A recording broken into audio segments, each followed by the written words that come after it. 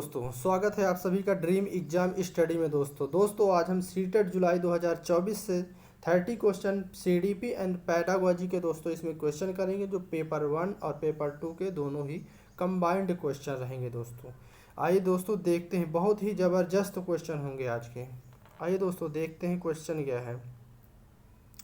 Question है दोस्तों, निम्न में से किसने जोर दिया कि व्यक्तिगत विकास को सामाजिक और सांस्कृतिक संदर्भ के बिना समझा नहीं जा सकता। तो दोस्तों वे कौन से मनोवैज्ञानिक हैं जिन्होंने इस पे क्या जोर दिया कि जो व्यक्तिगत विकास है दोस्तों वह सामाजिक और सांस्कृतिक संदर्भ के बिना समझा नहीं जा सकता। तो क्या लेव वाइगोत्स्की महोदय हैं, ऑप्शन बी में जीन पियाजे हैं, ऑप्शन सी में बीएफ स्किनर हैं और ऑप्शन डी में लॉरेंस कोहलबर्ग हैं। तो बताइए दोस्तों ऐसा कौन मानते हैं दोस्तों। तो जो इसका आंसर होगा दोस्तों ऑप्शन ए होगा। लेव वाइगोत्स्की जी मानते हैं कि जो मानव का विकास है, व्यक्तिगत विकास है, वह सामाजिक और संस्कृति के बिना नहीं हो सकता है। ठीक है ना। अगला क्वेश्चन देखते हैं क्या है। एक समावेशी कक्षा में, कैसी कक्षा है दोस्तों, एक समावेशी कक्षा है। ऑप्शन ए में क्या कह रहा है, विद्यार्थी ज्ञान के निष्क्रिय प्राप्तकर्ता होते हैं। समावेशी कक्षा में क्या ये हो सकता है। ऑप्शन बी, विद्यार्थी समतापूर्ण तरीके से बढ़ते और विकसित होते हैं। क्या ये होगा। ऑप्शन सी, प्रौद्योगिकी के उपयोग में विद्यार्थी के साथ भेदभाव किया जाता है। क्या ये होगा। या ऑप्शन डी होगा, विद्यार्थी पूरी तरह से अपने दम पर ही अधिगम में आने वाली बाधाओं को दूर करते हैं। तो क्या होगा दोस्तों इसका आंसर बताइए। तो दोस्तों जो इसका आंसर होगा ऑप्शन बी होगा, विद्यार्थी समतापूर्ण तरीके से बढ़ते और विकसित होते हैं। क्या होते हैं दोस्तों, विद्यार्थी समतापूर्ण तरीके से बढ़ते हैं और विकसित होते हैं। आइए दोस्तों अगला क्वेश्चन देखते हैं क्या है। संवेगों से संबंधित समकालीन मनोवैज्ञानिक सिद्धांत संज्ञानात्मक और भावात्मक प्रक्रियाओं के संबंध को किस तरह देखते हैं। दोस्तों ऑप्शन ए में है, दोनों एक दूसरे से स्वतंत्र होते हैं। ऑप्शन बी, दोनों एक दूसरे से गुथे होते हैं। ऑप्शन सी, केवल भावनाएं ही संज्ञान को प्रभावित करती हैं। या ऑप्शन डी, केवल संज्ञान ही भावनाओं को प्रभावित करते हैं। बताइए दोस्तों संवेगों से संबंधित है जो समकालीन मनोवैज्ञानिक हैं वो क्या कह रहे हैं, संज्ञानात्मक और भावात्मक क्रियाओं के संबंध को किस तरह देखते हैं। तो किस तरह देखते हैं दोस्तों। तो जो इसका आंसर होगा ऑप्शन बी होंगे, यह दोनों एक दूसरे में गुथे होते हैं। क्या होते हैं दोस्तों, यह दोनों एक दूसरे में गुथे होते हैं। यानी इसका ऑप्शन क्या होगा, आंसर होगा ऑप्शन बी होगा। ठीक है ना। आइए दोस्तों अगला क्वेश्चन देखते हैं क्या है। लेव वाइगोत्स्की के अनुसार अधिगम क्या है।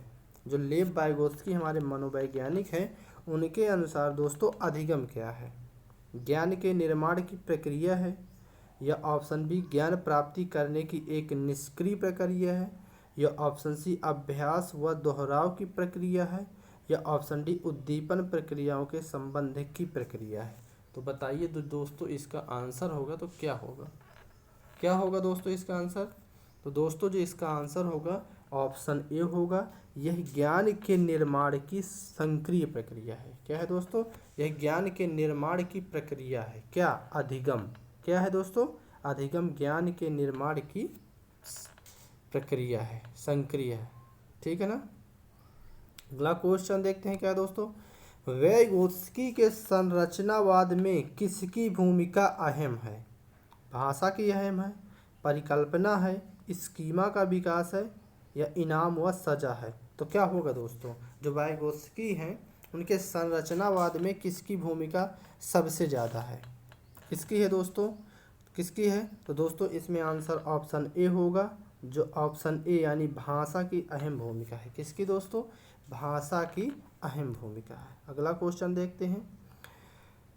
निम्नलिखित में से कौन सा कारक अकादमिक प्रदर्शनों में विद्यार्थियों की सफलता के लिए जिम्मेदार नहीं है।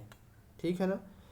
मतलब दोस्तों क्या कह रहा है, अकादमिक प्रदर्शन में विद्यार्थी की सफलता के लिए कौन सा कारक है जो जिम्मेदार नहीं है। ठीक है ना। क्या उसमें बोरियत होगी या तनाव होगा, जिज्ञासा होगी, भय होगी। बताइए दोस्तों जो इसमें आंसर होगा तो क्या होगा, क्या होगा दोस्तों इसका आंसर? दोस्तों जो इसका आंसर होगा ऑप्शन सी होगी, जिज्ञासा। क्या होगी दोस्तों? जिज्ञासा होगी। ठीक है ना। आइए दोस्तों अगला क्वेश्चन देखते हैं। क्या है क्वेश्चन? लेव वाइगोत्स्की की समाज शास्त्रीय सिद्धांत शिक्षण अधिगम के लिए किस पर बल देते हैं? पुरस्कार और सजा पर बल देते हैं, वेधन तथा प्रत्यय स्मरण में बल देते हैं, सहकर्मी बातचीत और पाठ में बल देते हैं, समरूपकों तथा कलन विधि का प्रयोग होता है। बताइए दोस्तों जो इसका आंसर होगा क्या होगा? तो क्या होगा दोस्तों इसका आंसर? तो दोस्तों जो इसका आंसर होगा तो ऑप्शन सी होगा। क्या होगा दोस्तों? सहकर्मी बातचीत और पाठ होगा। क्या होगा? सहकर्मी बातचीत और पाठ होगा। ठीक है ना। अगला क्वेश्चन देखते हैं क्या है। समावेशी शिक्षा में किसकी आवश्यकता होती है? दोस्तों जो हमारा समावेशी शिक्षा होती है उसमें दोस्तों हमें किसकी आवश्यकता होती है? सीखने, ऑप्शन ए में है सीखने का अनुकूल माहौल चाहिए, या ऑप्शन बी विद्यार्थी का नवीकरण चाहिए, या ऑप्शन सी विद्यार्थी का अलगाव चाहिए, या ऑप्शन डी रूढ़िवादों का मजबूत बनाना है। तो बताइए दोस्तों जो इसका आंसर होगा क्या होगा? क्या होगा दोस्तों इसका आंसर? तो दोस्तों जो इसका आंसर होगा ऑप्शन ई होगा, ए होगा सॉरी। ये क्या होगा? सीखने का माहौल अनुकूल करता है। क्या? समावेशी शिक्षा। ठीक है ना। आइए दोस्तों अगला क्वेश्चन देखते हैं क्या है। क्वेश्चन है दोस्तों राष्ट्रीय शिक्षा नीति किसकी ओर बदलाव का प्रस्ताव रखती है? जो दोस्तों हमारी राष्ट्रीय शिक्षा नीति है वह किसकी ओर बदलाव का प्रस्ताव रखती है? ऑप्शन ए यह सीखना कि कैसे सीखना इस पर प्रस्ताव रखती है, या रटकर सीखने की प्रक्रिया में है, या पाठ्यक्रम सामग्री की वृद्धि की ओर है, या मानकीकरण की ओर है। तो बताइए दोस्तों जो इसका आंसर होगा क्या होगा? बताइए क्या होगा दोस्तों इसका आंसर? तो दोस्तों जो इसका आंसर होगा ऑप्शन ए होगा। क्या होगा? यह सीखना कि कैसे सीखना पर बल देती है। ठीक ना। यह सीखना कि कैसे सीखना पर बल देती है। कौन? राष्ट्रीय शिक्षा नीति हमारी। ठीक है ना। आइए दोस्तों क्वेश्चन दोस्तों निम्नलिखित में से कौन सा अभिलक्षण कोहल वर्ग के नैतिक विकास मॉडल में सम्मिलित है? निम्न में से कौन सा अभिलक्षण कोहल वर्ग के नैतिक विकास मॉडल में सम्मिलित है? नैतिक विकास के चरणों का स्वरूप सार्वभौमिक होता है, नैतिक चिंतन के विकास में निरंतरता होती है, नैतिक विकास एक क्रमिक प्रक्रिया नहीं है, यह संपूर्ण रूप से वातावरणीय कारकों पर निर्भर है, नैतिक विकास मुख्यतः सांस्कृतिक मूल्यों पर निर्भर है। तो बताइए दोस्तों जो इसका आंसर होगा क्या होगा? क्या होगा दोस्तों इसका आंसर? दोस्तों जो इसका आंसर होगा ऑप्शन ए होगा। क्या होगा? ऑप्शन ए होगा। नैतिक विकास के चरणों का स्वरूप सार्वभौमिक होता है। कैसा होता है? सार्वभौमिक होता है। ठीक है ना। ऑप्शन ए होगा। अगला क्वेश्चन देखते हैं क्या है। पर्याप्त समर्थन प्रदान करने के बावजूद एक कक्षा में एक विद्यार्थी गणितीय क्रियाओं को समझने में निरंतर चुनौतियों का सामना करता है और इसकी वजह क्या हो सकती है? दोस्तों क्या कह रहा है? पर्याप्त समर्थन यानी उसको पूर्ण रूप से समर्थन दिया जा रहा है, उसको बढ़ावा दिया जा रहा है, उसको आगे बढ़ाने का खूब उसके साथ मेहनत की जा रही है, उसके बावजूद भी वह कक्षा में विद्यार्थी गणित संक्रियाओं को समझने में निरंतर चुनौतियों का सामना कर रहा है। यह क्या होगी दोस्तों? क्या यह स्वालीनता है, गणितीय वैकल्य है, या आलेखीय वैकल्य है, या पठन वैकल्य है? क्या होगा दोस्तों इसका आंसर? बताना है आपको दोस्तों। क्या होगा दोस्तों इसका आंसर? दोस्तों जो इसका आंसर होगा ऑप्शन बी होगा। क्या होगा दोस्तों? यह गणितीय वैकल्य है बच्चे में। क्या है दोस्तों? बच्चे में गणितीय वैकल्य है। ठीक है ना। अगला क्वेश्चन देखते हैं क्या है। किसी संप्रत्यय के प्रासंगिक और अर्थपूर्ण होने के लिए क्या आवश्यक है?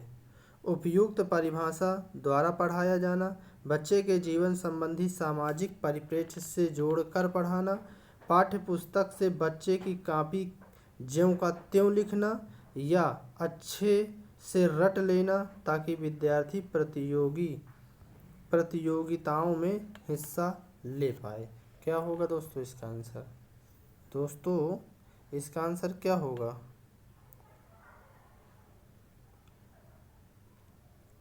तो दोस्तों जो इसका आंसर होगा ऑप्शन बी होगा। क्या होगा? ऑप्शन बी होगा, बच्चे के जीवन से संबंधित सामाजिक परिप्रेक्ष्य से जोड़कर पढ़ाना। क्या होगा दोस्तों? बच्चे से जीवन से संबंधित सामाजिक परिप्रेक्ष्य से जोड़कर पढ़ाना। ठीक है ना। अगला क्वेश्चन देखते हैं क्या है। लेव वाइगोत्स्की के अनुसार शिक्षक बच्चों के अधिगम में किस प्रकार मदद कर सकते हैं? जो शिक्षक है दोस्तों वो बच्चे के अधिगम में किस प्रकार मदद कर सकते हैं? उपर्युक्त में ऑप्शन ए में दिखा रहा है उपयुक्त इनाम देकर मदद कर सकते हैं क्या? सख्त सजा देकर मदद करेंगे, मदद की मात्रा में स्वरूप में बदलाव करके, या उन्हें ब्लैक बोर्ड में सारे उत्तर नकल करवा के। क्या होगा दोस्तों इसका आंसर? तो दोस्तों जो इसका आंसर होगा ऑप्शन सी होगा, मदद की मात्रा में स्वरूप में बदलाव करके। क्या करके? मदद की मात्रा व स्वरूप में बदलाव करके। ठीक है ना। ऑप्शन सी आंसर होगा। ठीक है ना। अगला क्वेश्चन क्या है। निम्नलिखित में कौन सा विद्यालयों में समावेशन की संस्कृति को दर्शाता है? कौन दोस्तों जो विद्यालय हैं उनमें समावेशन किस संस्कृति को दर्शाता है? दोस्तों ऑप्शन ए है विद्यार्थियों की ज़रूरतों को पूरा करने के लिए विभेदी आकलन का बढ़ावा दिया जाए। दोस्तों क्या ये है समावेशन को संस्कृति को दर्शाता है? विभिन्नता और विधि परिप्रेक्ष्य को हतोत्साहित किया जाता है। क्या ये दर्शाता है? विद्यालय में कुछ विद्यार्थी ही अभिवादित और समाहित महसूस करते हैं। विद्यार्थियों में उनकी योग्यता के आधार पर स्थायी समूह में बांटा जाता है। तो क्या होगा दोस्तों इसका आंसर? दोस्तों जो इसका आंसर होगा ऑप्शन ए होगा, विद्यार्थी की ज़रूरतों को पूरा करने के लिए विभेदी आकलन को बढ़ावा दिया जाता है। क्या है दोस्तों? विद्यार्थी की ज़रूरतों को पूरा करने के लिए उसे विभेदी आकलन का बढ़ावा दिया जाता है। ठीक है ना। अगला क्वेश्चन क्या है दोस्तों? देखते हैं क्वेश्चन। जब सीखी जाने वाली सामग्री हो तो विद्यार्थी बेहतर सीखते हैं। ऑप्शन ए में जटिल और व्यापक, ऑप्शन बी मौजूद ज्ञान से जुड़ी हो, ऑप्शन सी अव्यवस्थित और असंगठित हो, ऑप्शन डी उसके सामाजिक सांस्कृतिक संदर्भ से भिन्न हो। तो क्या होगा दोस्तों इसका आंसर? बताइए दोस्तों। दोस्तों जो इसका आंसर होगा ऑप्शन बी होगा, मौजूदा ज्ञान से जुड़ी हो। क्या हो दोस्तों? मौजूदा ज्ञान से जुड़ी हो। जो विद्यार्थी की बेहतर सीखने की सामग्री है दोस्तों वह कैसी होनी चाहिए? मौजूदा उसके जो ज्ञान है उससे जुड़ी होना चाहिए। ठीक है ना। अगला क्वेश्चन क्या है।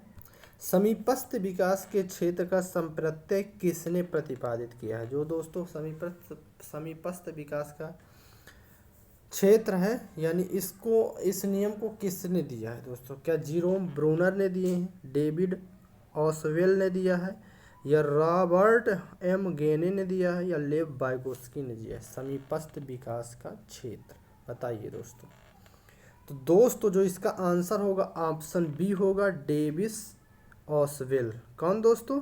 डेविस ऑसवेल होंगे। ठीक है ना। आइए दोस्तों अगला क्वेश्चन क्या है दोस्तों।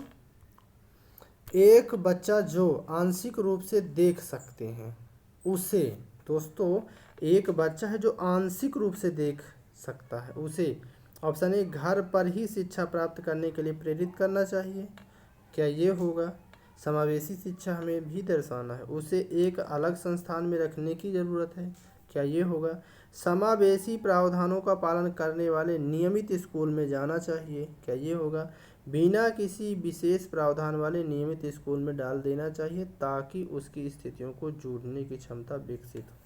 बताइए दोस्तों जो इसका आंसर होगा कौन सा उपयुक्त आंसर होगा? कौन सा होगा दोस्तों? तो दोस्तों जो इसका आंसर है ऑप्शन सी होगा, उसे समावेशी प्रावधानों को पालन करने वाले नियमित स्कूलों में जाना चाहिए। जहां दोस्तों समावेशी कक्षाएं चलती हैं तो उसे कहीं ना तो अलग डालना है, ना उसके साथ कोई भेदभाव करना है, ना तो उसे शिक्षा प्राप्त करने के लिए प्रेरित करने, घर पर ही प्रेरित करके जो उसको डालना है स्कूल में वो भी समावेशी कक्षा में, समावेशी स्कूल में। ठीक है ना। अगला क्वेश्चन क्या है दोस्तों, इनमें कौन सी नीति छात्रों को चिंता का सामना करने में सहायता नहीं देती है दोस्तों। इनमें से कौन सी नीति दोस्तों छात्रों को चिंता का सामना करने में सहायता नहीं देती है। छात्रों को अधिगम की प्रभावकारी और अर्थपूर्ण विधियाँ सिखाना, छात्रों को लघु अवधि के यथार्थवादी लक्ष्य निर्धारित करने में सहायता देना, छात्रों को अपनी चिंता की अनुभूति को स्रोत पहचानने में मदद करना, छात्रों में छात्रों के प्रदर्शन के एक दूसरे की तुलना करना। क्या होगा दोस्तों इसका आंसर? तो दोस्तों जो इसका आंसर होगा ऑप्शन डी होगा। क्या होगा? ऑप्शन डी होगा। छात्रों कक्षा में छात्रों के प्रदर्शन को एक दूसरे से तुलना करना। क्या करना दोस्तों? छात्रों के प्रदर्शन को एक दूसरे से तुलना करना। ऑप्शन डी होगा।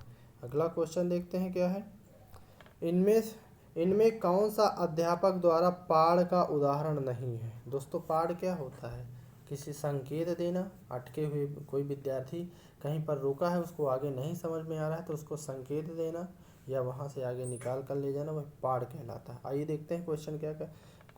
ऑप्शन में क्या है, अनुकरण करने के लिए कौशलों का प्रदर्शन करना, रटना, इशारे या संकेत देना, सहपाठियों के संग साझा शिक्षण करना। पाठ का उदाहरण नहीं है तो क्या होगा दोस्तों? जो पाठ का उदाहरण कौन सा नहीं होगा?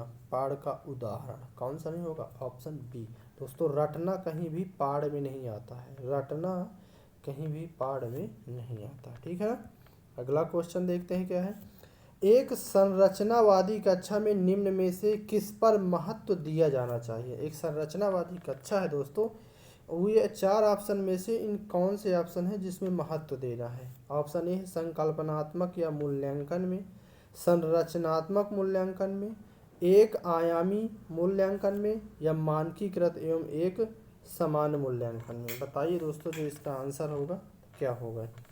क्या होगा दोस्तों इसका आंसर? दोस्तों जो इसका आंसर होगा ऑप्शन बी होगा। संरचनात्मक मूल्यांकन में क्या करना चाहिए? महत्व दिया जाना चाहिए। ठीक है ना। अगला क्वेश्चन क्या है, निम्न किस प्रकार की प्रेरणा उन गतिविधियों से जुड़ी है जो अपने आप में आनंददायक व संतोषजनक है। किस प्रकार की प्रेरणा दोस्तों उन गतिविधियों से जुड़ी है जो अपने आप में आनंददायक और संतोषजनक है। आंतरिक अभिप्रेरणा है, गुण विषयक अभिप्रेरणा है, बाह्य अभिप्रेरणा है, स्थिति विषयक अभिप्रेरणा है। बताइए दोस्तों जो इसका आंसर होगा क्या होगा? क्या होगा दोस्तों इसका आंसर? तो दोस्तों जो इसका आंसर होगा आंतरिक अभिप्रेरणा, ऑप्शन ए होगा। कौन सी अभिप्रेरणा होनी चाहिए बालक में जो उसके संतोष के लिए जनक होती है? क्या होती है? आंतरिक अभिप्रेरणा। आंतरिक अभिप्रेरणा है बच्चे में तो दोस्तों अपने आप बच्चा कार्य को करने लगता है, अपने आप अधिगम करने लगता है। ठीक है ना। आंतरिक अभिप्रेरित स्टूडेंट। आइए अगला क्वेश्चन देखते हैं क्या है, क्रिकेट पर वार्तालाप के दौरान एक अध्यापक अधिकांशतः लड़कों से सवाल पूछ रहा है और लड़कियों से नहीं पूछ रहा है। अध्यापक की वह क्रिया किसका उदाहरण है दोस्तों? एक अध्यापक है जो क्रिकेट में वार्तालाप कर रहे हैं दोस्तों, तो अध्यापक क्या कर रहा है? लड़कों से प्रश्न पूछ रहा है, ना कि लड़कियों से। वही क्या है?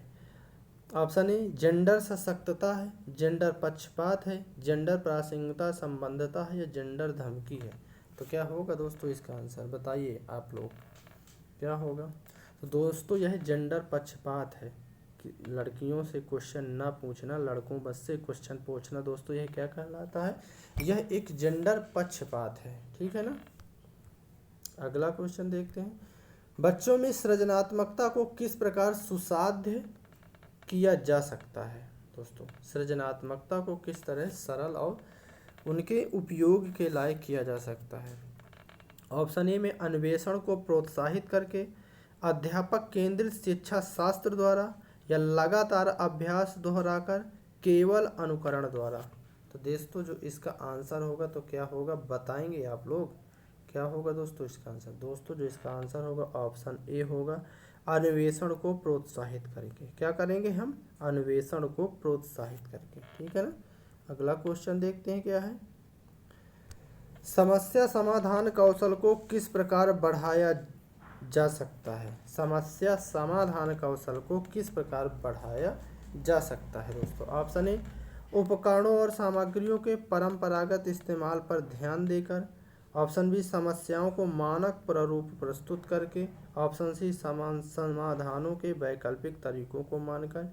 यंत्रवत याद करके। बताइए दोस्तों जो इसका आंसर होगा क्या होगा, क्या होगा दोस्तों इसका आंसर।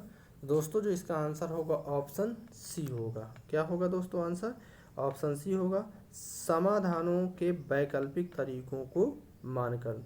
तो दोस्तों जो भी दोस्त अभी तक हमारे चैनल में दोस्त नए हों तो आप हमारे चैनल को सब्सक्राइब करें और बेल आइकन को भी दबाएं दोस्तों, ताकि जैसे ही हमारा वीडियो अपलोड हो आप लोगों तक पहुंच सके। कंटेंट अच्छा लगे दोस्तों तो कमेंट करें और लाइक करें। जब बच्चे, अगला क्वेश्चन क्या है दोस्तों, जब बच्चे अपने अनुभव को अपने वर्तमान स्कीमा में समाहित करते हैं तो इसको क्या कहा जाता है दोस्तों।